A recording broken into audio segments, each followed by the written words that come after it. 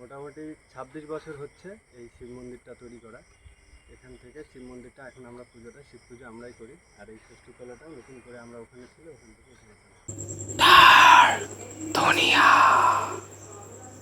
Hello viewers, আমি হচ্ছি dark দুনিয়ার একটি সদস্য মেম্বার। আমাদের যে মেন সদস্য সাগরদা, যিনি আপনাদের স্পিক করে বোঝায় ব্যাপারটা, তারা আসতে পারেনি তার একটি বিশেষ সমস্যার জন্য। তো আমরা আজকে এমন একটি জায়গায় এসেছি, একটা ভাইয়ের ইয়েতে, যেটি সত্যি একটি ভয়ানক জায়গা। আপনি একটু দেখানোর চেষ্টা করব পরবর্তীতে যে এখানে আগে অলরেডি অনেক শিশু বা বাচ্চা বড় অনেকেই মারা গেছে এখানে বিভিন্ন কারণে, বিভিন্ন ভৌতিক আছে কিনা জানি না, কিন্তু কিছু কিছু কারণে মারা গেছে।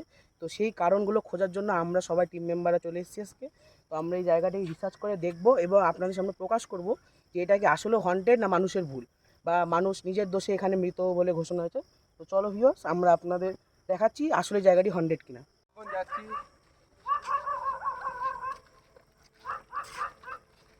তো ভিউয়ার্স, আপনাদের যেটা বললামই যে হন্টেড এরিয়াটা কোথা থেকে শুরু হচ্ছে, তো আপনাদের আমি দেখাচ্ছি।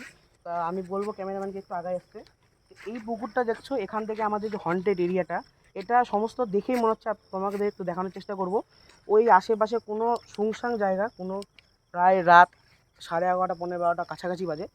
এই পুকুর থেকে প্রচুর লোক এখনও অবধি মিনিমাম 6-7 জন, এখানকার লোকের মুখের কথা যে 6-7 জন লোককে পুকুরে স্নান করতে গিয়ে রাতেরবেলা কেউ নিচ থেকে টেনে নিয়েছে। এটা একটা পুকুর আছে, আরেকটু আমি দেখানোর চেষ্টা করব। আরেকটু আগে এসে পুকুরটা, এখানে একটা পুকুর আছে। এই পুকুরটার থেকেও বেশি রিয়েলিস্টিক বা ভয়ঙ্কর যেটা, এখান থেকে বলে নামতে গিয়ে এখানে আমি আপাতত কোনো ঘাট দেখাতে পারছি না, তাই নিচে নামতে পারলাম না। কিন্তু তোমরা একটু আন্দাজ করো ব্যাপারটা কতটা ভয়ানক জায়গাটা এমনিতেই। তাছাড়াও আমি একটু ক্যামেরাম্যানকে বলবো ডান দিকে দেখাতে। এই সাইডটাও দেখো, অরিজিনালি খুব ভয়ানক। এই রাস্তা গোটাটা শুনশান ফাঁকা রাস্তা, এখনো অবধি জনশূন্য, কাউকে দেখা যাচ্ছে না। তো ভিউয়ার্স, তোমাদের আমরা আগিয়ে যাচ্ছি, ওখানেও আর একটা পুকুর আছে। এখানকার মধ্যে দুটো পুকুরই একটু রিয়েলিস্টিক। আমি সবাইকে বলবো যে তোমার পাশে থাকো এবং আমরা আগিয়ে যাচ্ছি নেক্সট দিকে। তো এখানে আমরা দেখতে দেখতে কিছু কাকুর সাথে দেখা গেলো যে এক দুজন এখানে রাতে দাসী গল্প করছে। তো এরা এখানকারই বাসিন্দা। তো আমি এদের কাছেই শুনে নেবো, কাকুদের কাছে, কাকুদের কাছে, যে আমরা তো যা জানছি, যা দেখলাম, তার থেকেও কাকুরা আমাদের থেকেও ভালো বলতে পারবে না। কাকুরা এখানকার বাসিন্দা, তো আমি কাকুদের কাছেই শুনে নিব যে এখানে আদৌ কী কী হয়েছে। তো চলো কাকুদের কাছে একটু শোনা যাক। হ্যাঁ কাকু বলো। এখানে আগে শিব মন্দির ছিল না।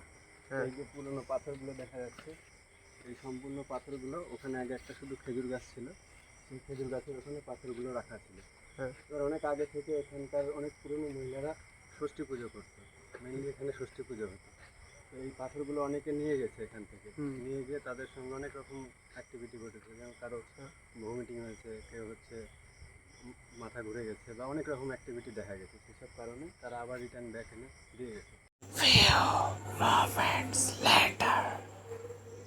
এটা অনেকদিন পুরনো জায়গা। তো এখানে প্রথমে লাইট ফাইট ছিল না, কিন্তু পরবর্তীতে এখানকার নিউ কমিটির দাদারা যেগুলো আছে, তাদের ভালোবাসাতে এবং মন্দিরটাকে ভালোবেসে, ঠাকুরকে ভালোবেসে, তারা এই জায়গাটি একটু জাঁকজমক করেছে। তো আমি একটু দেখাতে বলবো।